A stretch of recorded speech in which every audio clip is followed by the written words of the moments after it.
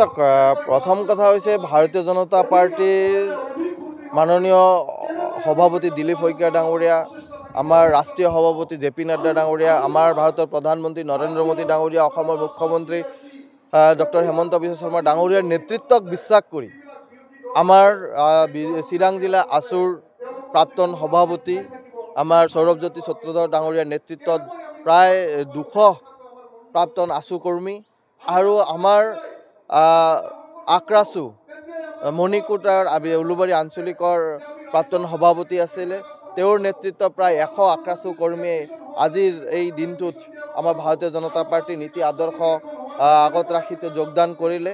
তেওঁলোকৰ এটাই কথা যে আমাৰ অসমখন, আমাৰ ভাৰতবৰ্ষখন, আমাৰ এই বিজনীখন আগুৱাই লৈ যোৱাৰ কাৰণে মুখ্যমন্ত্ৰী ডাঙৰীয়াই যিমান কষ্ট কৰি আছে, প্ৰধানমন্ত্ৰী ডাঙৰীয়াই যিমান কষ্ট কৰি আছে, তাৰে কিছু সহযোগী তেওঁলোকেও হ'ব বিচাৰিছে।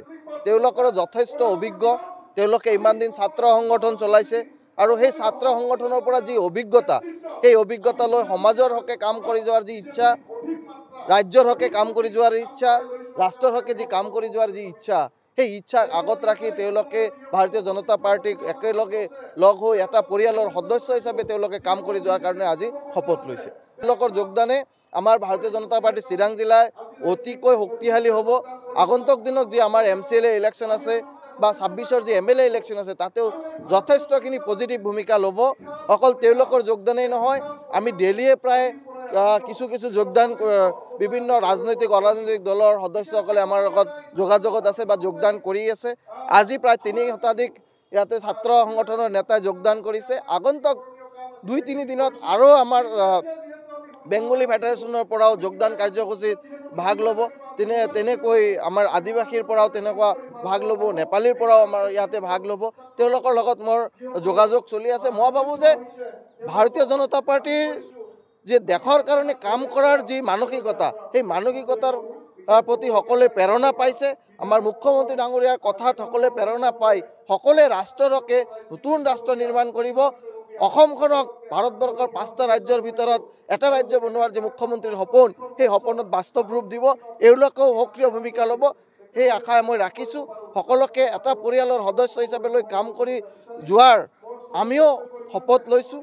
আমি একেলগে বিজনীখন, আমাৰ চিৰাং জিলাখন, অসমখন, ভাৰতবৰ্ষখন আগুৱাই লৈ যোৱাৰ যাতে সক্ৰিয় ভূমিকা আমিও ল'ব পাৰোঁ, তাৰ কাৰণে আমি আশাবাদী।